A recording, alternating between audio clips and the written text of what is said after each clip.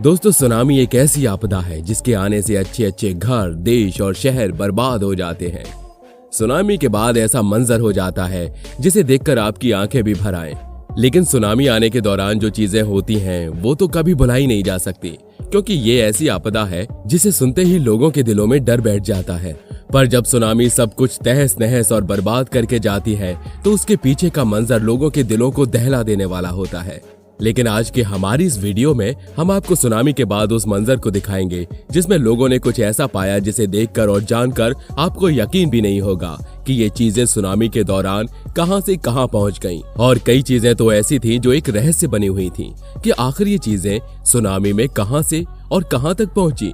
ऐसे में उन चीजों पर ऐसी कई चीजें मौजूद थीं जिसकी वजह से कई चीजें लोगों को वापस भी मिली। तो चलिए, आज की हमारी ये वीडियो बेहद इंटरेस्टिंग होने वाली है, क्योंकि ये वीडियो बेहद ही मिस्टीरियस है। Mysterious boat. दोस्तों, शुरुआत करते हैं साल 2012 में आए सुनामी लहर के बाद के मंजर की। दरअसल 2012 की गर्मियों में प्रशांत महासागर के बीच में एक उदास धूसर दिन था। क्षितिज पर एक छोटा सफेद ब्लिप था जो लगातार बना हुआ था। पहले तो वहां मौजूद लोगों को लगा कि ये एक व्हेल है, लेकिन जैसे जैसे वे करीब आए उन्हें एहसास हुआ कि एक बड़ी परित्यक्त मछली पकड़ने वाली नाव है जिसके किनारे पर जापानी अक्षर है। जब सब कुछ बदल गया, ये किसका था? ये किसकी संपत्ति है? ऐसे सवाल वहां मौजूद लोगों के जहन में आने लगे। एक समुद्री संरक्षणवादी मार्क्स एरिक्सन याद करते हैं, जिन्होंने 2012 में एक बड़े पैमाने पर भूकंप ट्रिगर सुनामी द्वारा समुद्र में डाले गए मलबे की विशाल मात्रा का सर्वेक्षण करने के लिए अभियान का नेतृत्व किया था। 11 मार्च 2011 को जापान का उत्तरी पूर्वी तट एक भयंकर सुनामी आई थी, जिसके बाद सब कुछ तहस नहस हो गया था। लेकिन उसके कुछ समय बाद लोगों को समुद्री तट पर यह नाव मिली जो कि लोगों की समझ से बाहर थी। हालांकि इस नाव पर जापानी अक्षरों पर कुछ लिखा था, लेकिन लोगों ने उसे उस समंदर से निकालकर साफ किया और उसके बारे में जानना चाहा। जैसा कि आप इन तस्वीरों में भी देख सकते हैं कि यह नाव किस तरह से जर्जर हो चुका है। जापान सरकार का अनुमान है कि इस आपदा में लगभग 16,000 लोग मारे गए थे और बड़ी मात्रा में सामग्री समुद्र में बह गई थी, लगभग 20 मिलियन टन। इसका अधिकांश भाग डूब गया, लेकिन इसके कुछ हिस्से पर 5 साल अभी भी उत्तरी अमेरिकी तट के साथ अलास्का से हवाई तक धुल रहे हैं। सितंबर 2015 से 64 वस्तुओं को राख में धोया गया है और आधिकारिक तौर पर सुनामी मलबे के रूप में पहचाना गया है। राष्ट्रीय समुद्री और वायुमंडलीय प्रशासन समुद्री मलबे कार्यक्रम ने इन वस्तुओं की पहचान करने के लिए स्थानीय वाणिज्य दूतावासों के माध्यम से जापानी सरकार के साथ मिलकर काम किया है। आपदा के बाद के वर्षों में इन दूर के तटों पर वस्तुओं के धुलने की असाधारण कहानियां सामने आई हैं, जिनमें से कुछ को बाद में उनके मालिकों के साथ मिला दिया गया है। मोटरसाइकिल। एक हार्ले डेविडसन मोटरसाइकिल कनाडा में ब्रिटिश कोलंबिया में ग्राहम द्वीप पर उस कंटेनर में मिली थी, जिसे उसके जापानी मालिक इकियो योकोहामा ने जापान में वापस स्टोर करने के लिए इस्तेमाल किया था। मीटर मार्क, जिसने अप्रैल 2012 में इसकी खोज की थी, ने महसूस किया कि इसमें एक जापानी नंबर प्लेट लगी हुई थी और ये सुनामी का मलबा हो सकता है, और इसलिए इसका पता लगाया गया। बाइक को वापस जापान भेजने के प्रस्तावों पर विचार करने के बाद इसके मालिक ने फैसला किया कि इसे अमेरिका के मिल्वॉकी में हार्ले डेविडसन संग्रहालय में उन लोगों के स्मारक के रूप में प्रदर्शित किया जाना चाहिए जिनके जीवन को आपदा ने छुआ था। Village sign. तनोहटा गांव 2011 में आए भूकंप और सुनामी से तबाह हो गया था। इवाते प्रांत का अधिकांश शहर समुद्र में बह गया था। मलबे के उस समुद्र में एक लकड़ी का चिन्ह था, लगभग 3 मीटर यानी कि 10 फीट लंबा। ये लकड़ी के अपार्टमेंट की इमारत के नाम से आया था, शिमानो कोशी गांव आवास। ये अक्टूबर 2013 में लगभग 6000 किलोमीटर यानी कि 3728 मील दूर काहुकू बीच, ओहू द्वीप, हवाई पर पाया गया था और जुलाई 2014 में इसे घर ले जाया गया। अमेरिकी राज्य और संघीय अधिकारियों ने संकेत की वापसी में सहयोग किया। इसकी वापसी के साथ गांव के लोग धीरे धीरे लेकिन निश्चित रूप से एकजुट शरीर के रूप में वसूली के रास्ते पर चल रहे हैं। इसके महापौर हिरोशी इशिहारा ने कहा, गांव ने आने वाली पीढ़ियों के लिए एक अनुस्मारक के रूप में संकेत प्रदर्शित किया।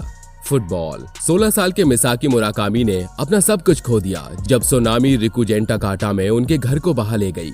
लेकिन 1 साल से भी कम समय के बाद मिडलटन द्वीप अलास्का के तट पर डेविड और यूमी बैक्स्टर ने एक फुटबॉल पाया जो उन्हें सहपाठियों द्वारा दिया गया था जब वे कई साल पहले स्कूल चले गए थे।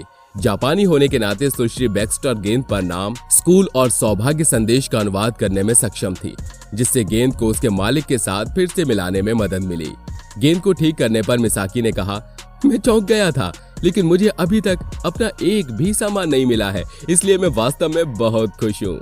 मैंने इस आपदा के बाद सारी उम्मीदें छोड़ दी थी कि मुझे अपनी पुरानी चीजें वापस भी मिल सकती हैं, और जब ये मेरा फुटबॉल मुझे वापस मिला है तो मैं वाकई खुश नसीब इंसान हूँ। Rowing boat. एक रोइंग बोट या स्किफ 7 अप्रैल 2013 को क्रिसेंट सिटी, कैलिफोर्निया के तट पर मिली थी। कमोम यानी सीगल नामक नाव रिकुजेंटा के एक हाई स्कूल की थी, जो 2 साल पहले शहर में आई लहर से पूरी तरह से चपटा हो गया था।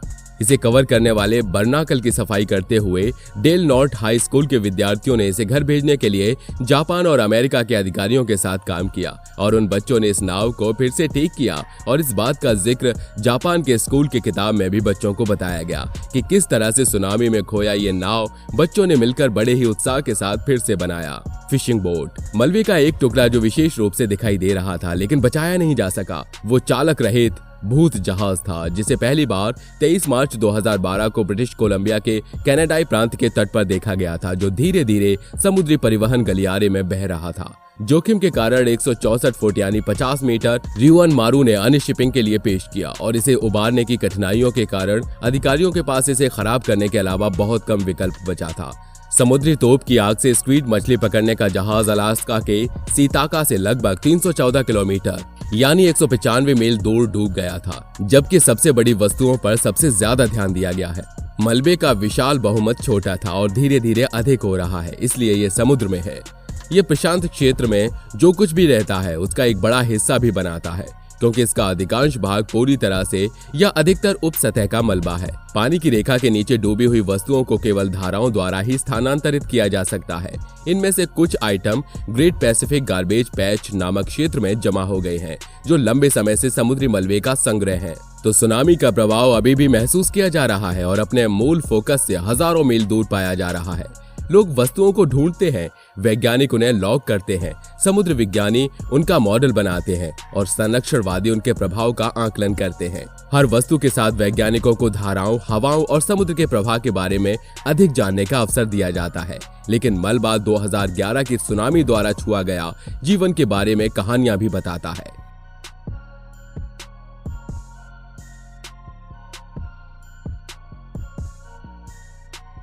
तो दोस्तों, आज के लिए बस इतना ही। अगर आपको हमारी ये वीडियो पसंद आई हो तो वीडियो को लाइक और चैनल को सब्सक्राइब जरूर कर लें, ताकि हम आपके लिए ऐसी और तमाम इंटरेस्टिंग वीडियोस लाते रहें। तो मिलते हैं अपनी अगली वीडियो में, तब तक के लिए अपना ध्यान रखिएगा। धन्यवाद।